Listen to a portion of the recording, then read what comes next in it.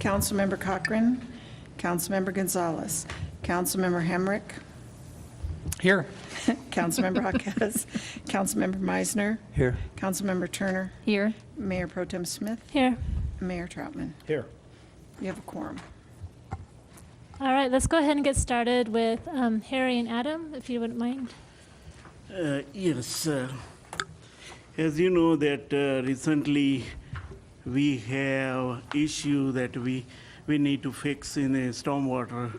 We don't have funding available to complete certain capital projects that requires the major funding. One of the options we talk about that we need to do some financing. Piper Jaffray, who is our underwriter, has done 4 different times with the city, the COPs issue, and they have helped us in financing before.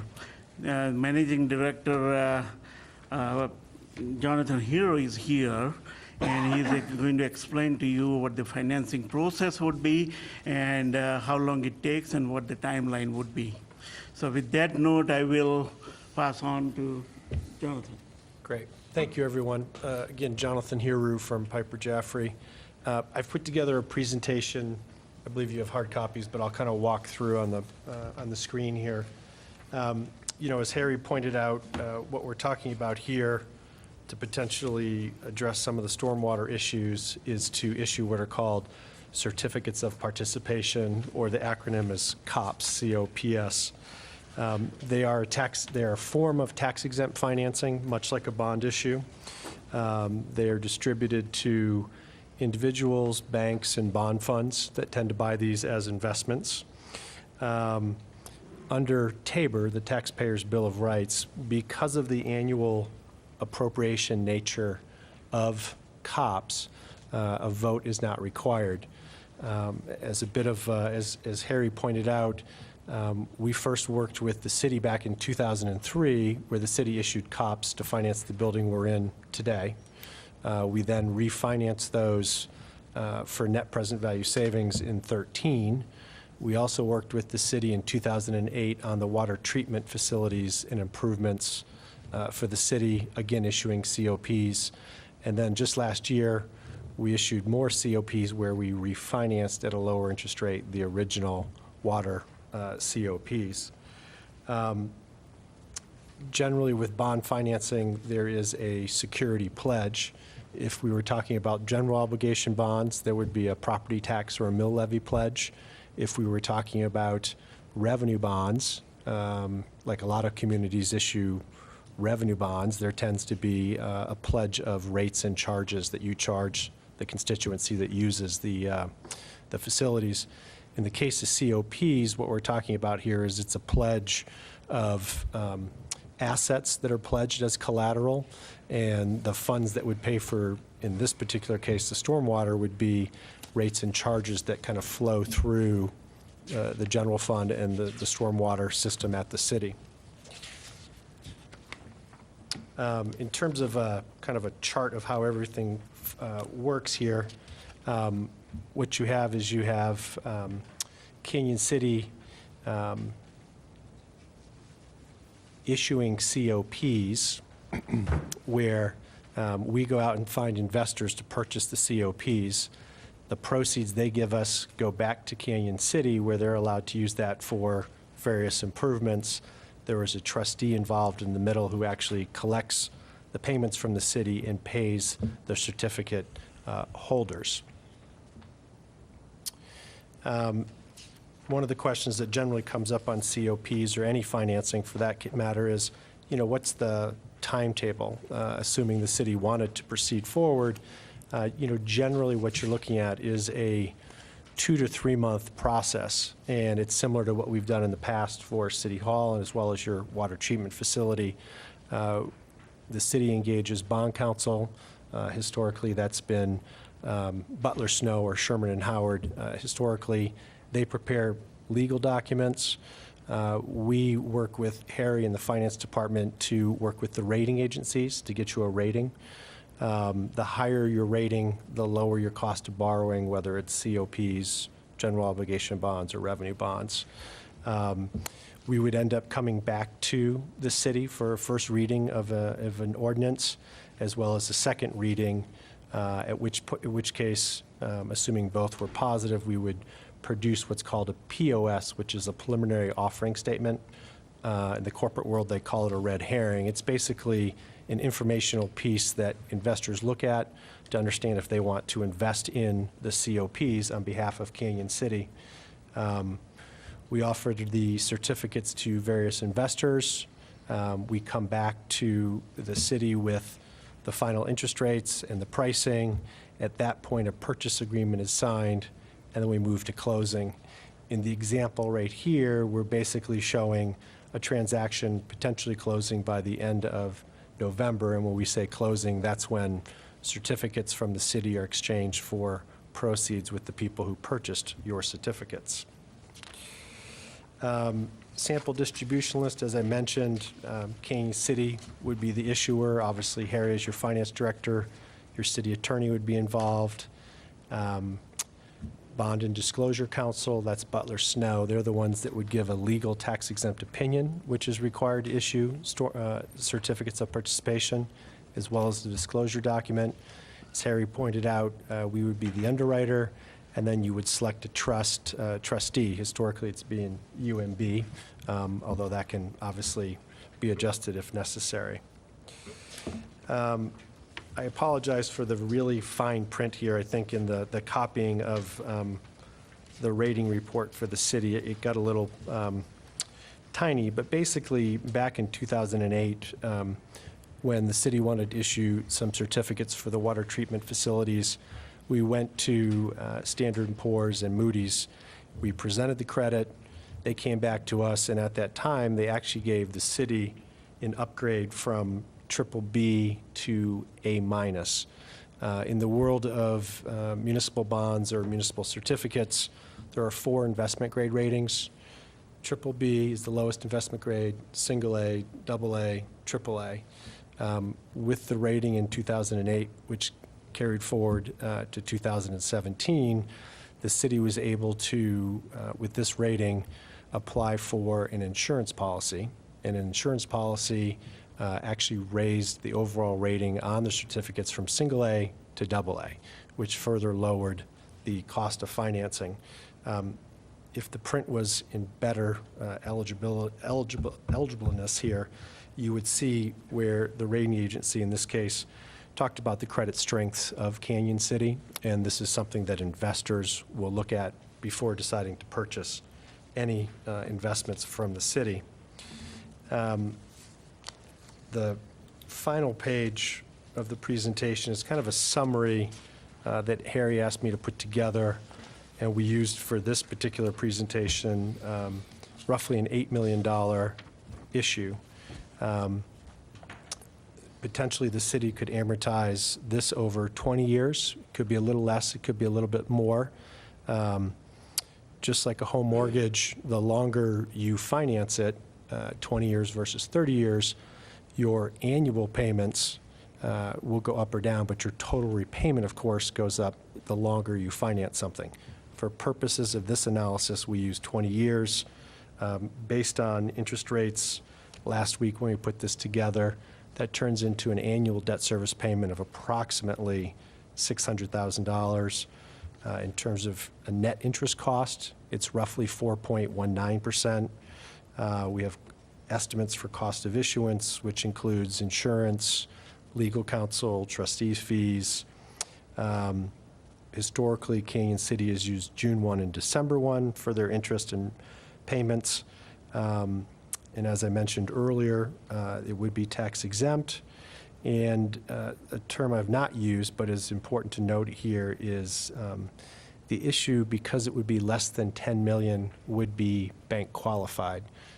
What that means is that there's an added incentive for banks, both inside and outside of Colorado, to potentially purchase these certificates because of how the tax analysis is handled for them. I've kind of moved through 7 pages relatively quickly. I'm happy to stop, back up, answer questions, pause at this point. Are there any questions from council at this point?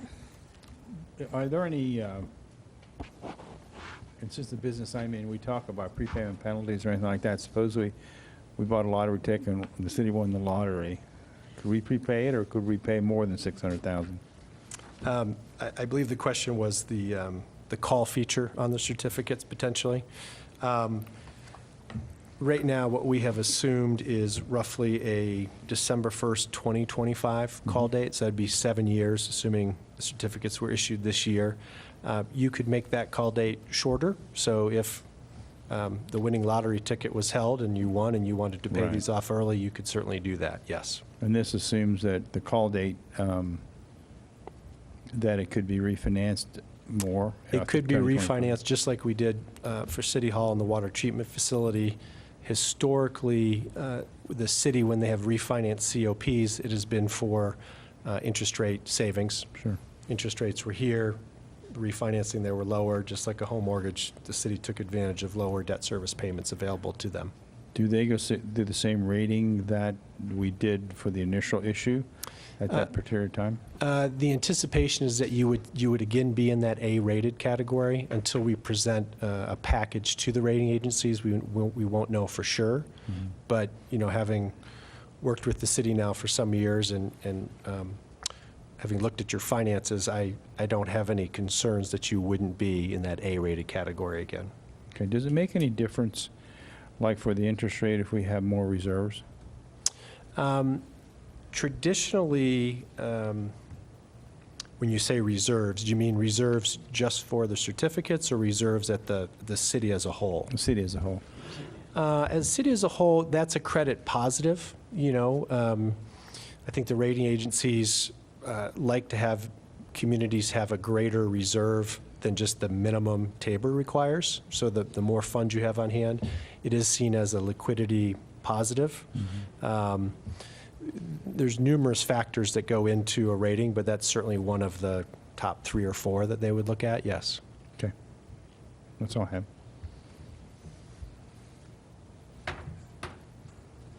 Thank you.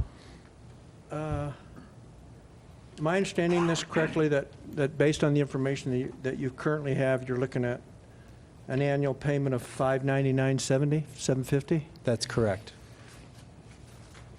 And that equates to a total of about $12 million? Over 20 years, roughly, yes. So how do you figure the net interest at 4.1? So for the analysis that we put together, we assumed a 20-year, roughly level amortization period. So what that means is that, just like a home mortgage, the principal amount you're repaying each year over time grows, and your interest portion is going down. But when you add the two together, you're getting level. What we did for this analysis was we assumed the A rating for the COPs. Each day the municipal markets are open, interest rates move up or down based on lots of different things going on. What we assumed here is that the certificates that would be offered, you could have investors that would buy the first year, the second year, the third year, or the 15th or the 20th year. So we've serialized, so we have a different interest rate every year, which from an investor standpoint makes sense in the sense that they're taking the risk or the security for a longer period of time. So the longer they hold it, the higher their return they're expecting. So the 4.19% is roughly the average interest rate over the life of those 20 years. In the early years, if you were to buy, say, the certificate that matured in the second year, it would be lower than 4.19%. If you get out to the 20th year, it might be more like 4.4. But when you average them together to get the net interest cost, that's how we're getting the 4.19%. But in the end, in 20 years, we're going to be paying roughly $4 million in. In interest plus the principal back, that's correct. No, the $4 million wouldn't include the principal because the 11.9 includes the principal. Right, principal and interest, that's correct. But the four would be interest. That's correct, Essentially yes. what we've paid over the 20-year period. Yes, you are correct. And who sells, does your company, Jeffrey, sell these? Yes, we basically stand between the city and numerous investors that could range from residents in Canyon City to residents in Colorado. They're double tax exempt if you're a Colorado resident and you purchase one of these, to commercial banks that purchase bonds for their trust fund or certificates for their trust fund, to insurance companies, bond funds inside and outside of Colorado purchase these. I would anticipate an issue of this size, you would probably sell a quarter of the total amount to individual investors, folks such as yourselves or others in the community, and the balance would be sold to banks, trust funds, bond funds. Thank you. Go ahead, John. Yes, is there a denomination on the COPs? Or is it, No, it's a good question. It's similar to other tax exempt securities. It's usually a $5,000 denomination. So when you say you're buying one certificate, it's $5,000. and did I understand you right that you can buy them for 1 year or 20 years or any amount in between? Is that correct? That's correct. When the certificates are offered, we're offering to investors from year 1 through year 20. We have some investors who say, I want a short-term investment. They'll buy 1, 2, or 3 years. Banks tend to buy in the 7 to 10-year range, and bond funds tend to buy in the 11th through the 20th year. They tend to be long-term holders of tax-exempt securities. So I'm, pardon my financial, ignorance here, but so if you can sell the COPs for any amount of time, how do you get the 8 million at the end of November? So basically, a COP or a bond is a promise. It's a promise from the city that we being the city will repay investors. So the investor says, I'll give you your $8 million on day one. That's the closing, the end of November. You, Canyon City, promise to repay me every 6 months the interest that's owed to me based on how many $5,000 certificates I buy. And then when I get to the stated maturity, let's say I bought the maturity that matures in 3 years. So for the first 3 years, you're getting an interest payment every 6 months. And then on that third year at the maturity date, you get back your original investment of $5,000 or whatever increment of that you purchased. So it's a promise that the city's making to the investors that we will repay you for the money that you've given to us today.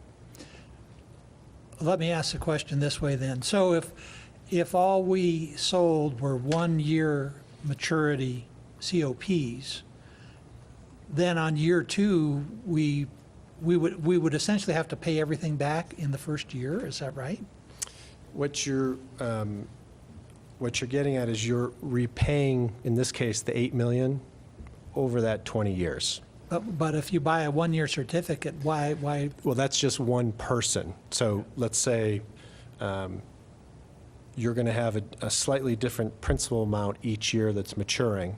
So the $599 that's used here in this example of average annual debt service, that's the principal and interest that's owed each year for the next 20 years. So depending on the interest rate associated with which maturity over the 20 years, obviously it'll be higher as you go farther out in time. There's more principal in the early years being repaid, and the principal goes down over time. But when you add it to the interest component each year, we're getting basically level debt service at roughly that $600,000 per year.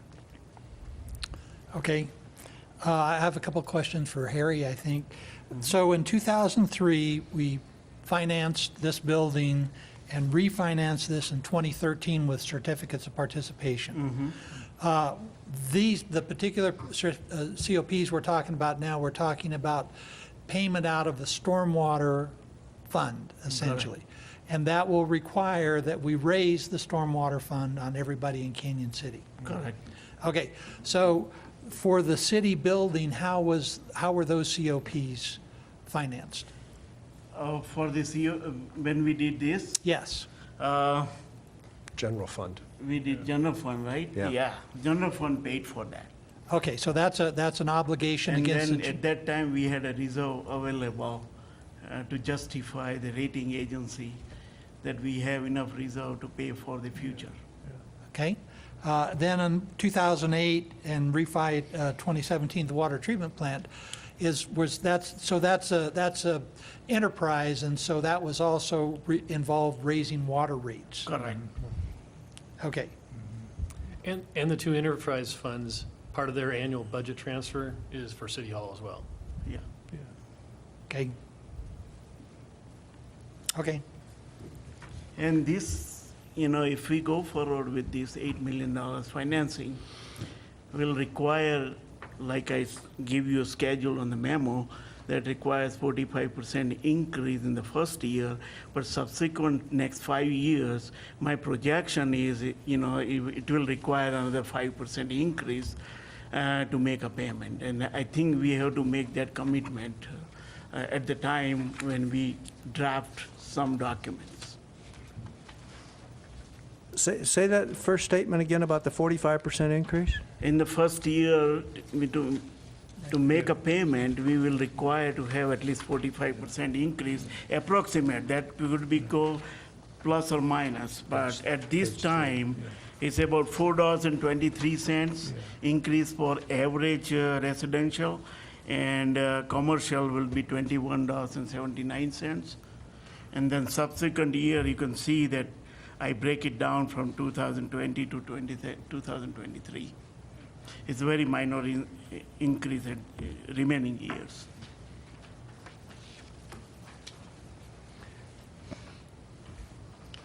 What would you anticipate the revenue in 2019 being at that 423 rate? That equals to about $600,000 increase. In total revenues? Total. Oh, okay. Total will be about 1.6 million. Yeah.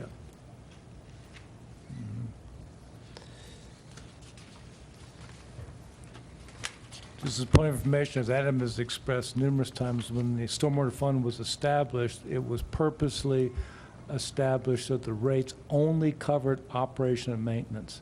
A very small piece of the revenue went to capital improvements. We've only done $4 million worth of capital improvements in the past 10 years, and we're suffering the consequences of that.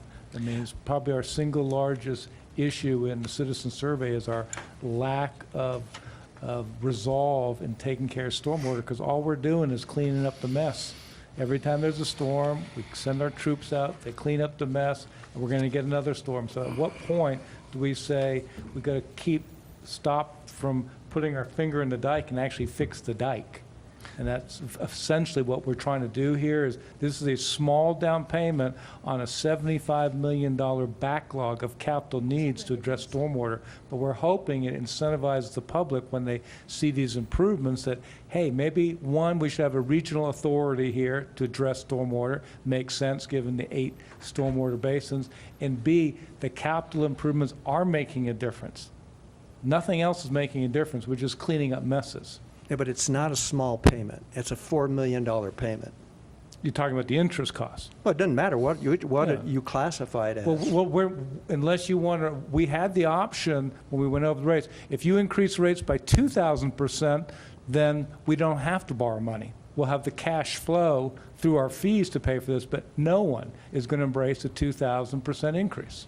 I know, but philosophically, we talked about the fact that the COPD offered us the opportunity to jumpstart the program, and we jumpstart the program that's costing us $4 million to convince people that they need to pay more for stormwater, and I just don't see that happening. I don't see people saying, oh, okay, let's pay more next year or in 3 years.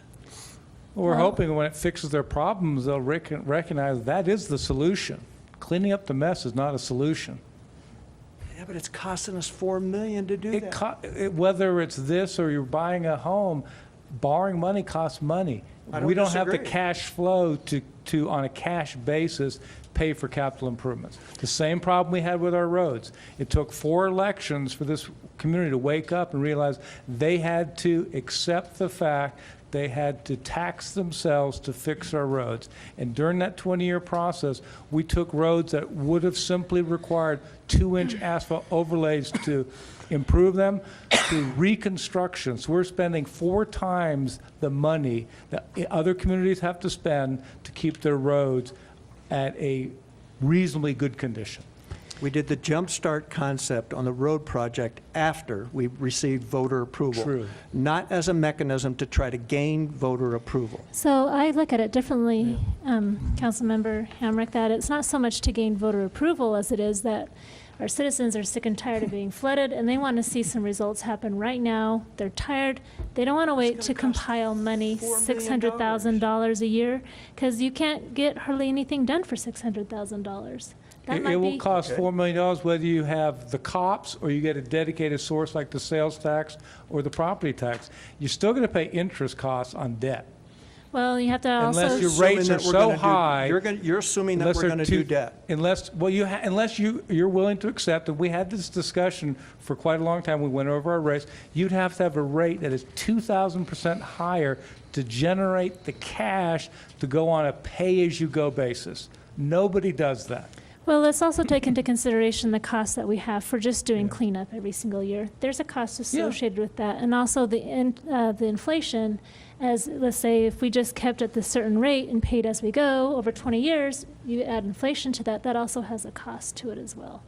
So that $4 million of interest probably actually could be reduced by those other How are you considerations. going to reduce it? I mean, the only way you're going to reduce it is by paying it off early. Well, no, I take think into your point is consideration. reducing your operating costs. You've got a streets crew that's costing us a transfer to the stormwater fund of almost $700,000 annually. Hopefully, if you start fixing the problems that are cleaning it up, that proportion of our expenses will decline. We won't be sending crews out that are clean up the messes year after year after year. Well, and the interest would take, if we have to save up for 5, 10 years to do one project, that's a lot of inflation as well. So there's an opportunity cost there in getting things solved right now. And legal fees, potential Yeah. legal fees. I agree with you. No one likes interest costs, but we are in a historically low period for interest costs. If you're going to issue debt, now is the window. I mean, we've all been around long enough on this dais to know. I bought my first home at 18% interest costs in 1981. You bought it the wrong time? Are It's there never any- been historically this I think low. it's Councilman Turner's turn to Thank you. say something. I wondered, how did we settle on the $8 million amount? Where did that number come from? Depending on what the project was identified to us. So there was 3 different scenario we looked at, 5 million with the different projects, 8 million with the different project, and a 10 million with a different project. 5 million looks like it's too low to finish some of the project what Adam would like to finish. 10 million is too high because the increase will be more than 45%. That's not practical. So we come up with the middle ground that let's do the $8 million worth of projects that can sufficiently satisfy some of these emergency needs required to finish. And that's how we did it. But you have option, 5 million, 10 million, 5 million. Well, 8 I mean, yeah, it sounds like no number we've given is going to be sufficient. We have a Right, no, $75 million somewhere we have to deficit. start. Yeah, okay. So the decision would be yours as far as How much you want to spend. what's the limit on what you're willing to raise the rates of? Okay. Yeah. On the memo that we have here, we have what we predict would be the average monthly increase we'd have to pass or to vote for.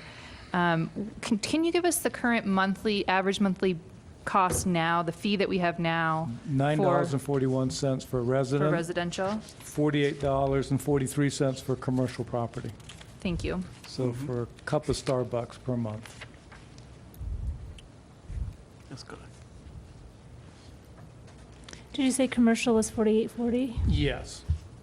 Commercial is 48, 43. 43, yeah, 48, 43. So Residential they is would rise to $9.40. $70.22 per month if you were to go forward, and the average residential would go from $9.41 to $13.64.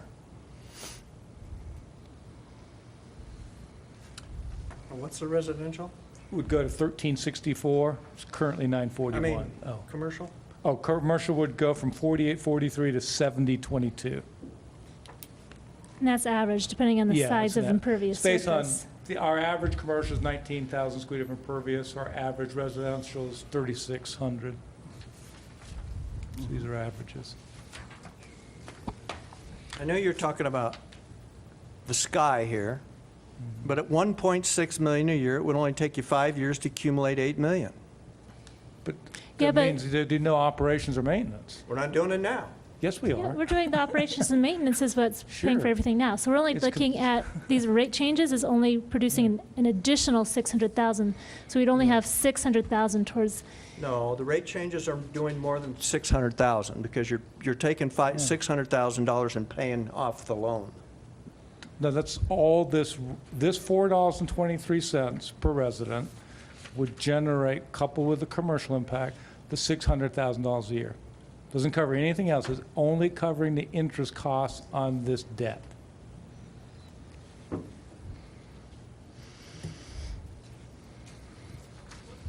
Only covering the interest costs on the. Well, house interest and principal. Principal. it has to be Yes. both. Wait a minute. Yeah, The yeah. debt payments, Principal and- essentially.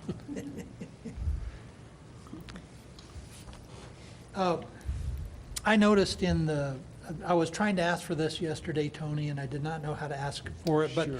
there's a culvert study that we're using, and I don't believe I have that study. Well, it's what we talked about yesterday. The study hasn't occurred yet. The contract's what we talked about yesterday. I'm sorry, This- oh.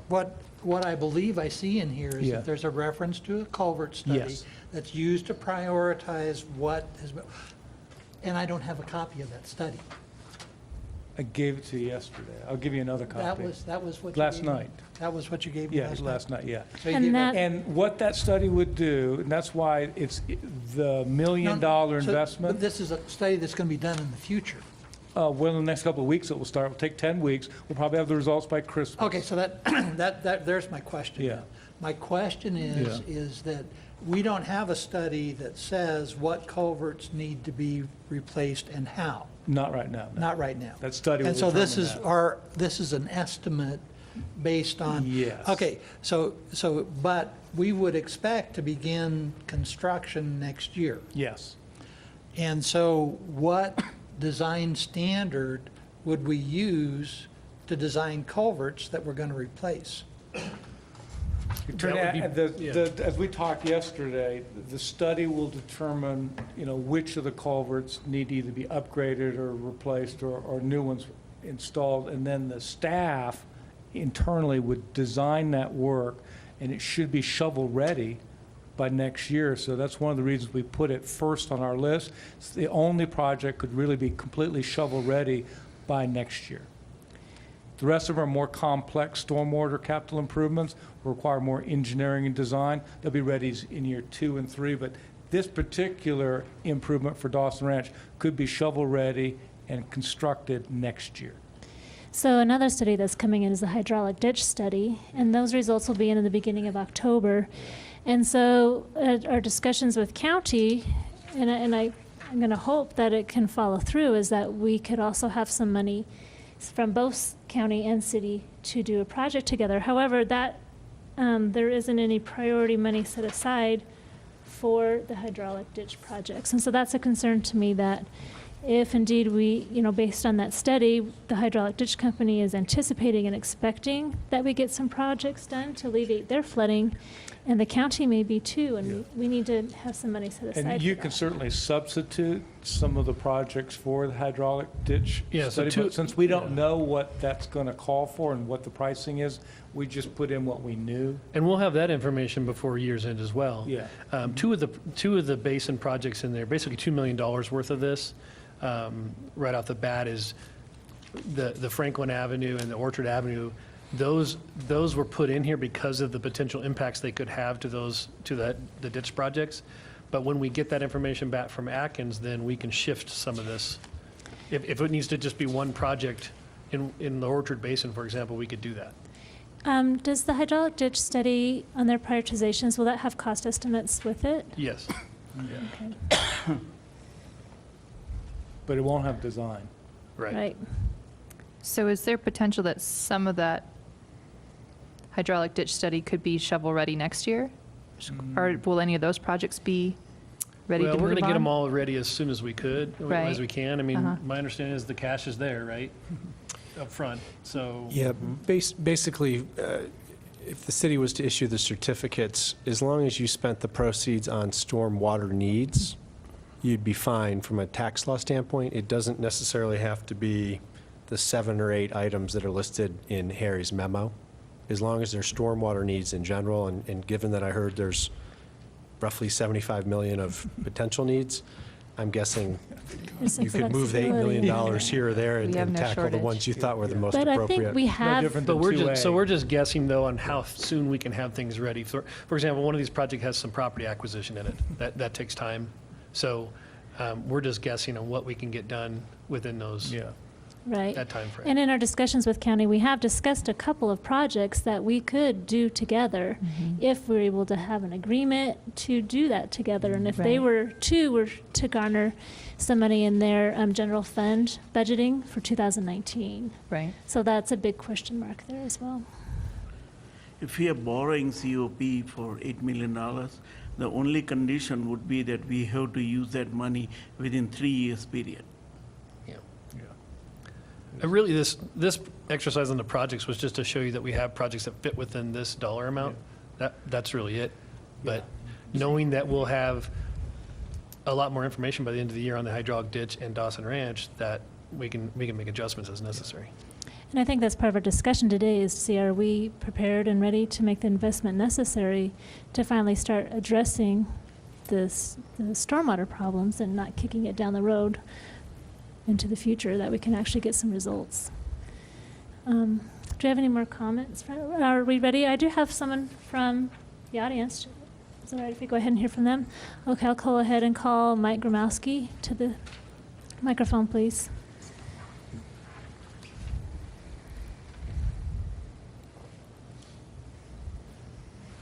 Well, again, my name is Mike Gromowski. I live at 463 Greenhorn up in Dawson Ranch. And I'd like to compliment the entire group on moving this forward. It is time to start making improvements, just not more than just maintenance. Everybody knows we had a mess on July 23rd, had one in fall of 2014. It's going to happen again soon. Climate change is going to come around. So it is excellent to see a sense of urgency on the council's part and the staff's part. So thank you. Thanks, Mike. And most of throughout Canyon City, it's not 4 or 5, 10-year storms that are causing flooding. It's tiny 1-incher rains that are causing flooding. A lot of our businesses are at risk, and frustration in our neighbors is escalating as So well as. Yeah. Are those projects then going to be at the priority then? Well, that's what we need. We will have to have that discussion. It's So right- suggested here that they're not. Well, that's why I'm saying, and we've talked in our discussion, is that we need to make sure that we prioritize, that we have a plan moving forward. I don't think today's the day we're going to say, yep, bam, this is what we're going to do. It's, are we ready to make that investment? And that we need to have a well laid out plan to present to our community of where we are going to make those investments. And it needs to be responsible, and it needs to be feasible, and it needs to be fair.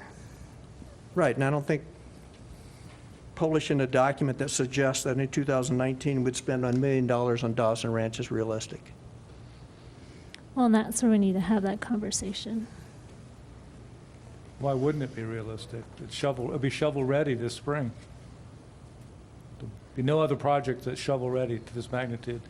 They're like the rest of the community. They're suffering from stormwater damage. This is just like 2A. We could throw a dart at the city map, and anywhere we hit it, there's a need. I don't have a problem throwing the dart so long as it's appropriate, or so long as you're distributing the funds appropriately. I think this $8 million shows Well, you the can think distribution. that, but I don't.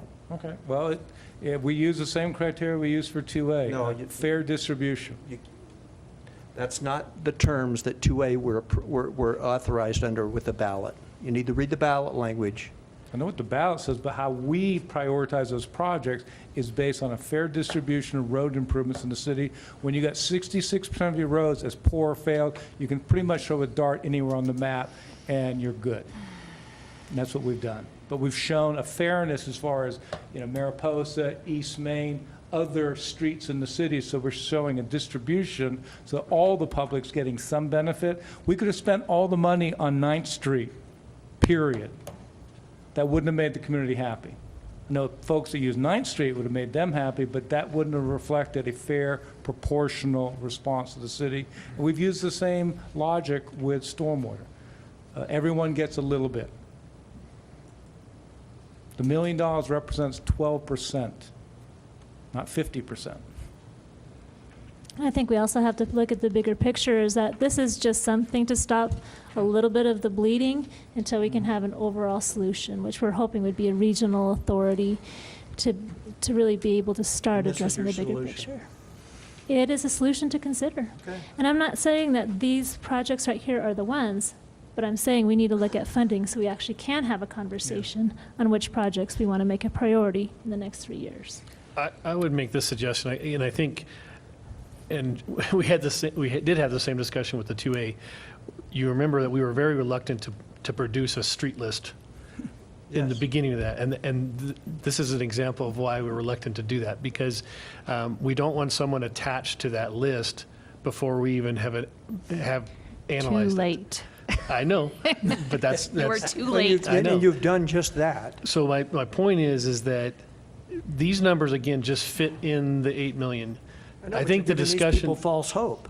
well, but what I'm saying here is, your decision, I think, right at this point, could be, this is the amount we're willing to raise the rate, and this is how much we're willing to borrow.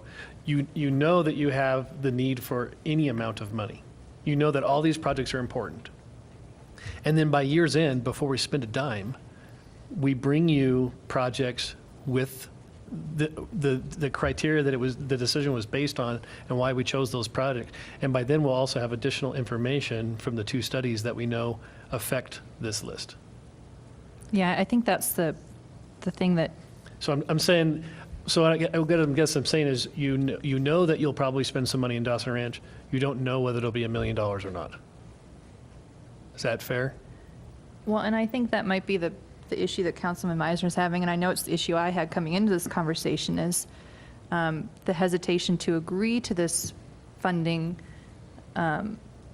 plan if we don't know whether the projects will be distributed in a way that we feel is fair amongst the city. So I think that's kind of the rub we're having here, is that it does seem, and the impression that was given to the folks in Dawson yesterday was that they were going to be promised this money next year in their neighborhood, and that's not something the council has agreed upon yet.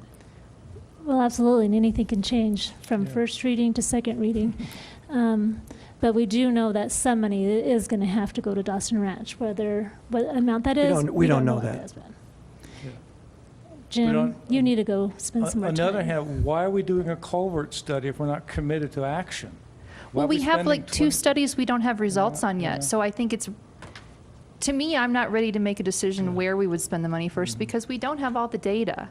And so that's why I think that is a frustration of mine, is that I want to know that before we make the decision, that it's based on the amount of, I mean, why bother to have a study and make a decision before we get the results? Which, Well, we know we're going to spend money somewhere. Yeah. So, Right. Adam, can you give us examples of other opportunities for alleviating stormwater with other projects throughout town, Yeah, I mean, it's, again, I mean, I can kind of, besides just like I said, 9th I can Street? tell you how we got this list, and maybe that will help you see what we were thinking, okay? We know Dawson Ranch is a hot spot. We know, again, as Councilwoman Turner said, we're spending their money now there to analyze things. Again, we want those to be we want that to be actionable. So we want to do something. So that number, we just took that right off the top, just for that. It was a number out of the air based on some previous work that we've done in the area, okay? And keep in mind that you've been spending 3 weeks cleaning up messes up Right, there, and you're right. not done yet. Right. We still have problems in Northeast Canyon. We spent a fair amount of our cleanup time on North Fifth Street in that area. So that's why I put the balance of the hogback projects in there. Okay, that's How why, much that's how cleanup those do you got do in at there. North Fifth Street? Right.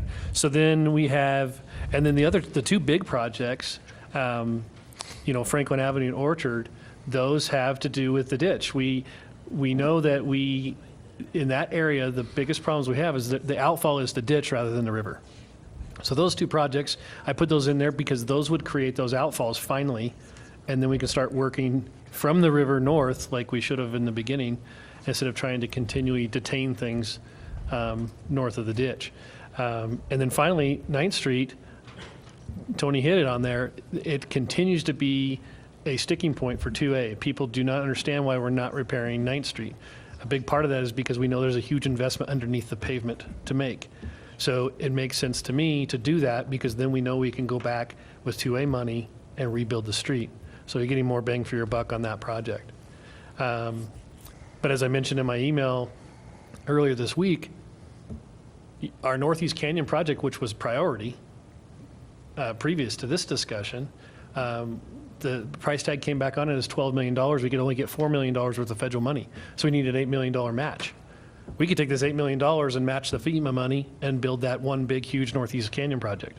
That helps solve some ditch problems. It helps eliminate a lot of issues with flood insurance premium payers right now in the town, and protects a lot of those commercial areas in the central part of town that we talked about. So between now and when we get the money is when we should have that discussion on where we want to put the money and how we want to spend it. So we do have several studies. So we have the Dawson study, the hydraulic ditch study. We also have the northeast. Well, the Northeast Canyon is done. It's ready. It's done, and that's Its shovel preliminary ready. design's even complete for that. But that's just. But that's got a that would take $12 million our price entire- tag. Yeah. Anything else? Yes, if I could, I'd kind of like to distill what I've heard here, because I think there's, what I've heard from council is that there's concerns about the borrowing money. When we did 2A, I was not on council, but I was on the Citizens Committee. The Citizens Committee worked really hard, got the ballot measure passed, okay? And that's contrasted against what we're planning to do here, which is unilaterally, except through ordinance and the public process involved with an ordinance, start on the road to raising stormwater rates to eventually get to the $75 million. Now, on 2A, what we did is we said we're going to do it for 10 years. It's going to have a sunset. Right now, we don't have a sunset on our water rates. These are going to go on forever, until we get the 75 million spent and pay for it all. What we did in 2A is we got the funding source approved. We were able to, through Harry's good work, find ways to borrow money against the income we were going to have from the tax increase. We kind of borrowed from ourselves. That was a pretty good solution in my view, because it kept our costs low, and it was just the city paying itself back for a lot of the money that has been spent or is going to be spent on 2A. Here we're talking about borrowing the money first and then holding public hearings on raising rates. And so it in a way, we've kind of got the cart in front of the horse. Nonetheless, Dawson Ranch is hurting. There are other places in the city that are hurting. And it's not like we can, I myself, I really don't like the idea of borrowing $8 million and paying $12 million back, over what period. I mean, that bothers me. That doesn't seem to be in what I would call stewardship of our money here. But nonetheless, even so, there's a definite problem here that needs to be addressed. We got to find some way to do it. I don't know that we've, that we have much choice. I mean, if we wanted to try to go the 2A route, how could we do that? How, do we go back to the voters and try and get, approval? Do we ask our Dawson Ranch residents to put all, yes on the new tax signs on their lawns? And so it's, there's not good choices. No. Whichever way we turn, it seems. But history tells us the road revenue took 3 failed elections over 20 years to achieve. And in that period of time, you took a 180 lane mile improvement into a $1.8 million improvement. Well, and I think at some point there will be an election, and hopefully that election will be for a regional solution. I don't know what Dawson Ranch's feelings are, but if I had to do an election for just within Canyon City, I would personally prefer just doing a special interest district where I could have my property tax assessed, and we would have projects where I could guarantee that my neighborhood was going to get 100% of their money, the money that I spend, taken care of in my neighborhood. Whereas with the general sales tax, I mean, or even in this conversation, we can see you're going to have to fight to have your tiny portion of the thing in. So I mean, it continues to get a little bit more convoluted. So.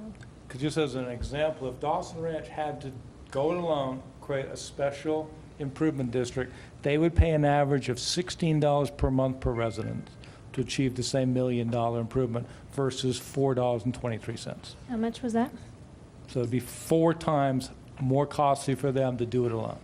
They could do it, but when it comes to supporting a citywide endeavor for stormwater, do you think they're going to pony up and say, oh yeah, you were there when we needed you, and now you want our blessing and our vote? I don't think that's going to happen. That's the risk of not addressing the whole community concern, is that when you start subdividing the community by forcing to do their own thing, they will do it, and they're the one group capable of doing this, but I don't think they're going to show up to support a regional approach when they've just paid for their own piece of pie. I wouldn't either. I Yeah. agree. So, I mean, that's the downside of not looking at it from the citywide perspective. As long as, like on 2A, there's proportional distribution of the benefits, everyone's paying their fair share, that seems to be the fairest mechanism. I think that's what everyone's trying to arrive at, but that means everyone needs to get something. Well, If someone has to get it initially. You're making the statement that $1 million, Yeah. in your opinion, is proportional, and I'm saying that's not. That's where we're at. I don't have any more to Well, say. I think my greater purpose for today's meeting is not to start deciding where the money gets divided, but can we even have the conversation of we can't decide if projects are going to get done if we don't have any money to spend. Are we willing to raise rates so we actually have some money to spend? My intention to get the raise back to council was to increase the rates so that we could start generating some revenue. My intention wasn't to finance an $8 million COP. Now, if that's what council chooses, that's their desire. That was not my intention of suggesting in prior meetings that we bring back the increase to council. My point is, we need to pay for stormwater. And the only way to pay for it is to increase the rate. We need to increase the rate, take the hit, and start collecting money. If you want to do some creative project that's going to cost you $4 million, that's your prerogative that I would not support. So let's start out with that question. Are we, do we have the prerogative to raise the rates to start generating revenue? That's question number 1. Yeah, I'm all in favor of it. So Miser, Turner, Repeat your question, I'm sorry. are we in favor of raising the rates to generate revenue? Yes, I am. That's part 1 of this I equation. mean, I would vote for the whatever rate Tony's got there, the 2019 423 and 2179, and there are going to be tons of people upset, and that's my point. There's a cost to fix this problem. For those folks, for me, and for everybody else in Canyon City, there's a cost associated with fixing it, just like the roads. I'll stop at that. But are you So- suggesting if we raise the rates that you go on a pay-as-you-go basis versus issuing debt? I'm not in favor of paying $4 million for Well, an first, eight- let's find out what the rest of the council thinks. John, asked you me a say, question. you Yeah. say that you're willing to To raise the rates to generate revenue. I don't think that we have a choice. I think, this is not going to be easy, because when we put out the notice, it would be awfully nice if all of Dawson Ranch showed up and said, yay, council, But we're going to have a lot of people, upset people here again. I am in favor of raising the rates, and I think that we kind of need to do that first, as the first step, really. Mayor? Well, I think borrowing the money is the only way to go. I think if we sit around and wait to accumulate the money, you're going to wait 6 or 7 years. And you talk about $4 million. Borrowing the What? No, money is just not a the minute. I got question. the floor. Okay? Now listen. What's the cost to those people out there and all the other people damage to their property? I'll guarantee it's more than $4 million. Is that the kind of thing we're going to grouse about $4 million when there's millions and millions of dollars of personal property being damaged because we couldn't take action because we thought $4 million was too much? Please. And we're looking too narrowly. Look down the road. It's a many-sided puzzle. Yes, we have drainage basins, and they should be paying their fair share. We should work diligently on getting that as a utility so that everybody will get a lower amount that they're going to pay while we get going on this. We can't prove to the public that we're going to do anything unless they see something done. Now, whether it's $1 million or more, this makes sense to me. But the $4 million that we're complaining about is just hooey. Because I'll guarantee you, this is the first time I've ever had water in my basement. The North Canyon, these people out there, add that up. It's more than $4 million in 1 year, one storm. So I'd like an opportunity to speak as well. I think it's going to be really difficult to raise rates. You're right. We're going to have a room full of really upset people. Fremont County's average income is not very high. It's going to hurt. But at the same time, we have to pony up and take care of this problem.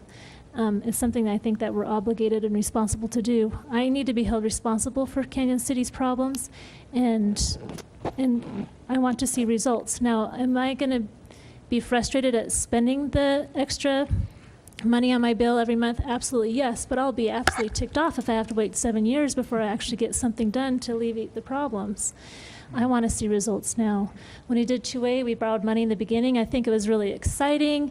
All these streets everywhere were getting fixed. It was great. There was a lot of vitality and energy behind that. This year, between redoing the bid process and the timing of that, we still haven't started a street project yet this year, and we're kind of waiting for that revenue to come in to, for example, Forge. We needed to wait an extra year to be able to pay for the whole thing.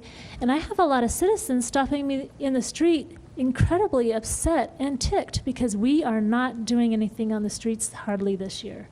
And I think they're going to want to see, if they have to pay more, they want to see the results up front and now. That's my opinion. But I think we also need to keep in mind that we are missing 3 of our council members today, and their opinions are going to be really important moving forward.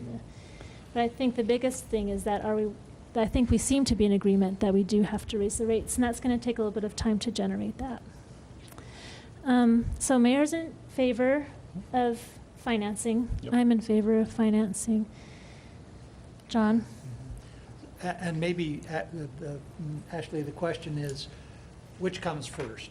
Do we borrow the money first, or do we raise the rates first? And so Well- maybe that's something we could. Harry, don't we have to raise the rates in Yes. order to borrow the money? Yeah, if you don't raise the rates, you can't Then we borrow can't get money. the COP.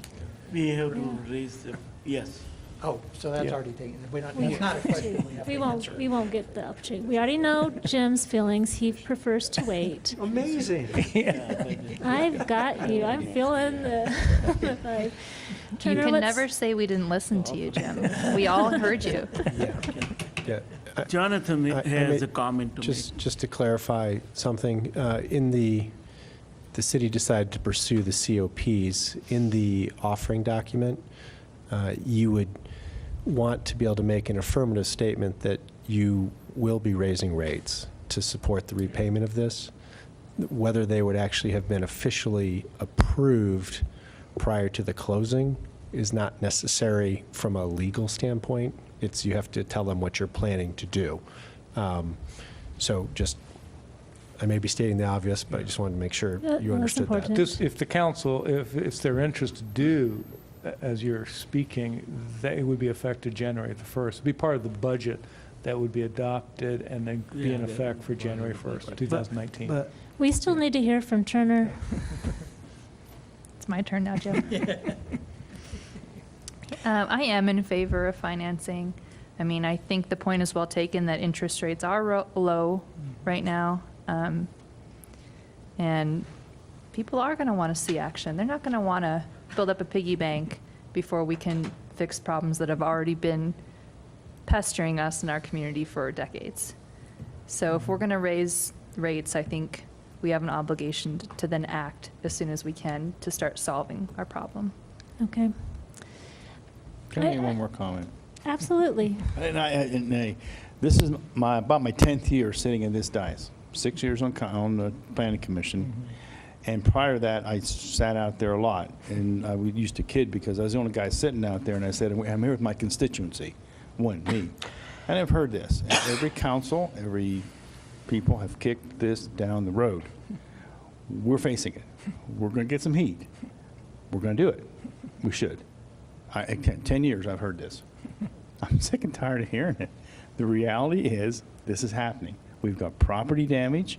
We've got things that's going to far exceed the $4 million. I get that. And we got to do this. We got to get forward, and I'm sure that they're not. I'm not going to sit around and wait for you to tell me that in 6 years we're going to have enough piggy bank, whatever, to start doing your projects. Damn it, that ain't going to work. Bear in mind, I got 17 months left. I shouldn't think have said it's that. going to be important, though. I need to make sure that we do get a feel for where our other three council Oh, yeah. members are standing as well before. We can schedule this for either a council meeting or a general government meeting, or we can have a special meeting. The sooner we know, the better, because we need to input this into the budget process. And then the next subject would be provide you a list of projects to tell us if it's $8 million, what are the projects you want done? I'm kind You of have to feeling make that determination. like, based on Turner's comments, that maybe we should wait to have that conversation after those two study results. Yeah. So maybe after the October, so maybe we'll have a meeting sometime hydraulic. mid-October, because you're going to get the hydraulic ditch study on October the 4th. So And I that think will with help. Dawson, we already know that, Yeah. whatever money they can get, we know we can put it to use pretty easily. Is, a question, is the proper forum for us to have the discussion with full council, the meeting where we're looking at the resolution to raise rates? I mean, if we're pretty much thinking we've got to raise rates first, at least that's the Sure. majority opinion up here, isn't that really our first step? Isn't that the first Well, step? that we would need- suggest a more collegial opportunity like this, where you can have a give and take, and we would suggest a special meeting similar to this, maybe in mid-October. You'll have the hydraulic study that paints another picture for you and puts the puzzle a little more clear, and then have this discussion about financing or pay-as-you-go, and then depending on which route you want to go, what are the projects you have in mind, and then we can plug that into the budget, which doesn't get adopted till the end of November. So we got plenty of time, but I think it's important for the council to really chew on this and make sure you're comfortable with the financial course you want to head on, and then what projects initially you want to cover and get done. And so if that happens at the end of October, end of November, We're in good shape. then, and it's kind of the question I'm trying to get at, then when do we start the process for borrowing the money? If that's going to be our decision. First of the year. First of the year, and so that means then we're looking at 3 months maybe until we actually have the money, which would comport itself more with the construction season type requirements. I think you need to keep in mind the interest rate is fluctuating.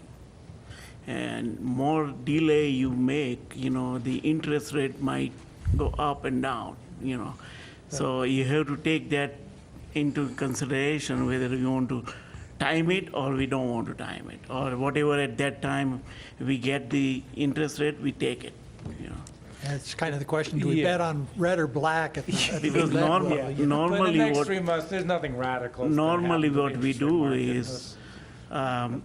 market. is, before we close, we wait a week period time and we look at the fluctuation, and when there is the day, there is a lower rates, we lock that rates. So we have to have some time, am I correct? Yeah.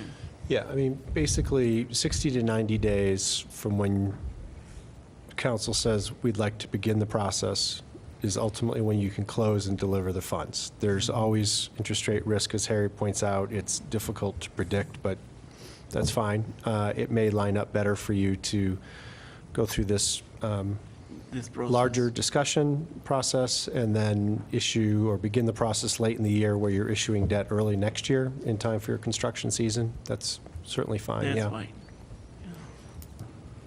So we'll put something together mid-October. We'll arrange that. Talk about the financing mechanism you want to choose, and then a listing of potential projects you want to consider and package up. Okay, are we good with that, council? Yep. Okay, so Great. I'd like to thank Adam and Harry and our specialists that came today and for coming here. And do you have a comment from? You'll need to go to the mic.